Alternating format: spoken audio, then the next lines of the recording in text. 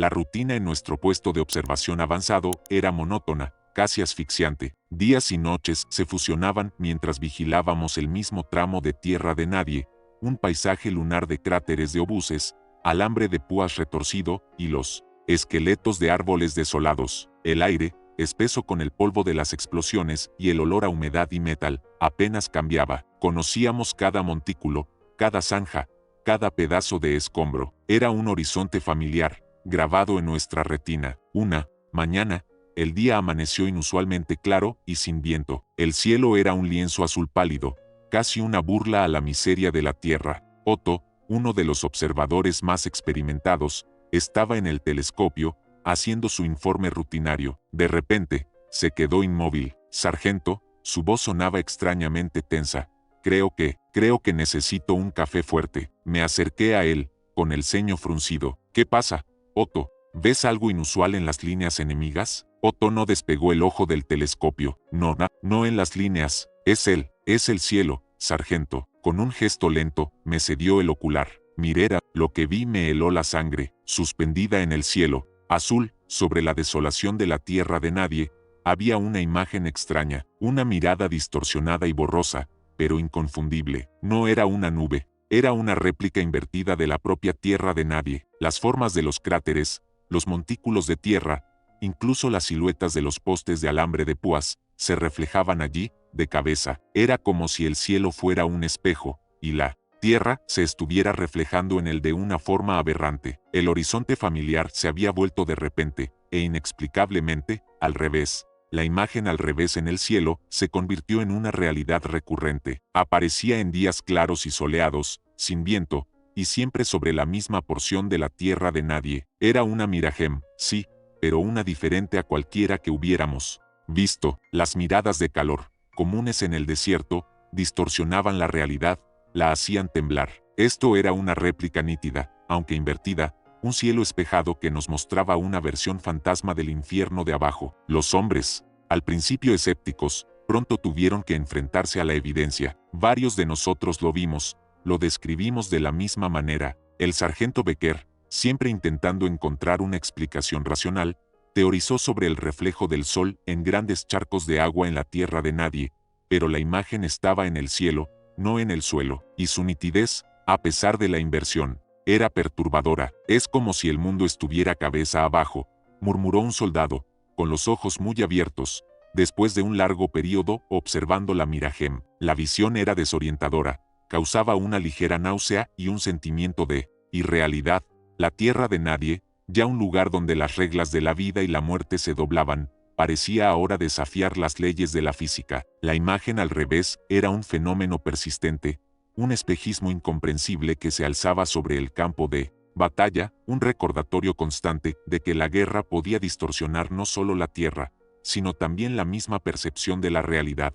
La recurrencia del cielo espejado sobre la misma porción de la tierra de nadie llevó a Lautmann Keller a ordenar una investigación. No era una alucinación colectiva, era un fenómeno real. El teniente Schmidt, nuestro ingeniero, fue el encargado de estudiarlo, buscando una explicación física para la mirada invertida. Schmidt y un pequeño equipo, bajo la cubierta de la noche, se arrastraron hasta la zona de la tierra de nadie que se reflejaba en el cielo. Lo que encontraron fue una concentración inusual de polvo fino y grisáceo cubriendo el suelo, mucho más denso que en otras partes del campo de batalla. Este no era el barro habitual, sino una capa casi como talco, que se extendía sobre una serie de cráteres de obuses inusualmente grandes y profundos. Esto parece ser un punto caliente del polvo, comentó Schmidt, recogiendo una muestra. La tierra allí se sentía seca y pulverizada, a pesar de la humedad del ambiente general. Había sido el sitio de intensos bombardeos de artillería, y la acción combinada de las explosiones y la composición del suelo parecía haber creado una vasta capa de este material. Schmidt teorizó que este polvo,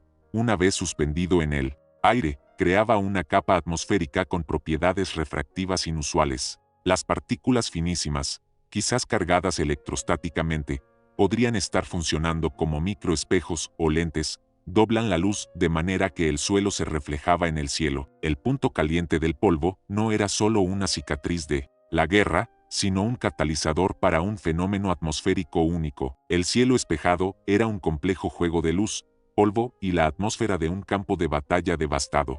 Las muestras del polvo fino y grisáceo del punto caliente fueron enviadas al laboratorio de la retaguardia para su análisis. El informe confirmó las sospechas del teniente Schmidt. El polvo no era simplemente tierra pulverizada, contenía una alta concentración de partículas de sílice amorfa y óxidos metálicos, subproductos de las explosiones de los obuses de artillería al pulverizar la roca local y los componentes de los proyectiles. Schmidt explicó que la refracción de la desolación era la clave. Cuando este polvo particular se suspendía en la atmósfera en una capa densa y uniforme, condiciones que solo se daban en días muy tranquilos y soleados, creaba un gradiente de densidad atmosférica que actuaba como un gigantesco lente natural, similar a las mirajes de calor en el desierto, pero mucho más amplificado y estable. En lugar de simplemente distorsionar la imagen, esta capa refractaba la luz del suelo de tal manera que la proyectaba hacia arriba, creando una imagen invertida en el cielo, como un periscopio atmosférico gigante. Las condiciones únicas del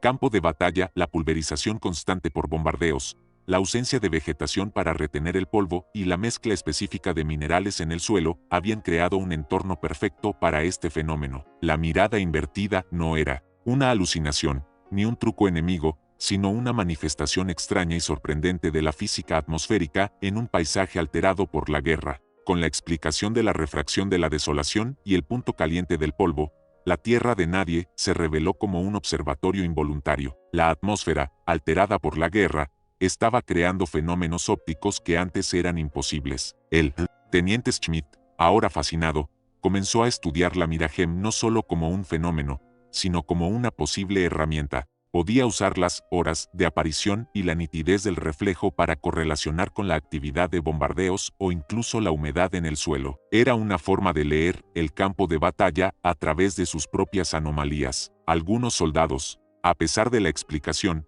encontraban la visión del cielo espejado profundamente inquietante. Era como si la guerra hubiera roto la membrana entre el cielo y la tierra, y el propio mundo se estuviera revelando de una manera que la mente humana no estaba preparada para comprender. Otros, sin embargo, desarrollaron una extraña fascinación, viendo en ella una belleza macabra, un reflejo del caos que los rodeaba. El observatorio involuntario que era la tierra de nadie, con su mirada invertida, se convirtió en un recordatorio constante de que la guerra no solo destruía, sino que también transformaba la realidad de formas que ni siquiera la ciencia había anticipado completamente, creando un nuevo tipo de paisaje y un nuevo tipo de fenómeno a observar. A pesar de las explicaciones y la adaptación, el cielo espejado siguió siendo una anomalía constante. Aparecía y desaparecía según las condiciones atmosféricas, siempre en la misma porción del horizonte, un recordatorio visual de que la guerra había alterado fundamentalmente el medio ambiente. Los pilotos de reconocimiento comenzaron a reportar la Mirahem,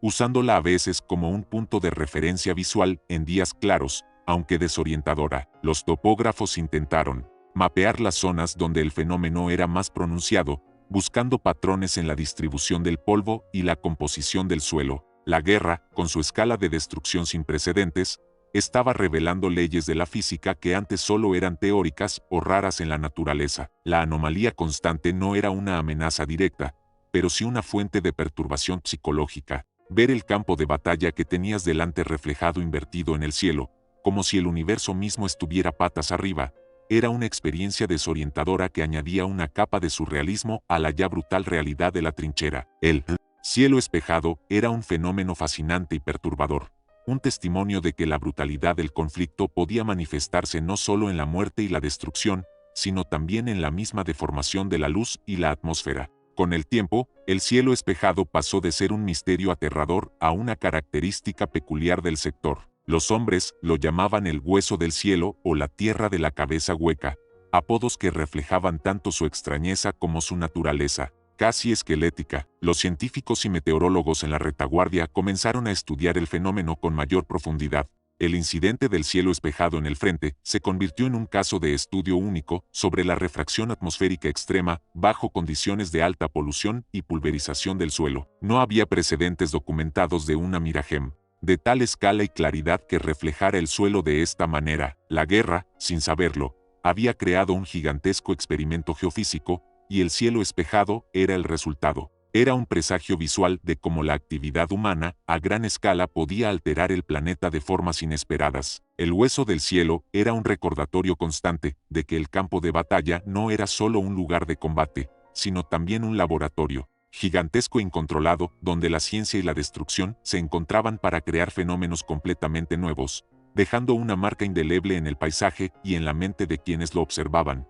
Con el fin de la guerra y el gradual proceso de desmilitarización, el cielo espejado comenzó a desvanecerse. A medida que la tierra de nadie fue limpiada, el polvo de sílice y óxidos metálicos fue arrastrado por la lluvia o cubierto por nueva vegetación. El punto caliente del polvo dejó de existir, y con él, las condiciones para la refracción de la desolación. Para los veteranos que habían servido en ese sector, la memoria del cielo espejado se convirtió en uno de los muchos recuerdos extraños y perturbadores de la guerra. Había sido un último espejismo, una visión surrealista que persistió en su mente mucho después de que el fenómeno dejara de existir.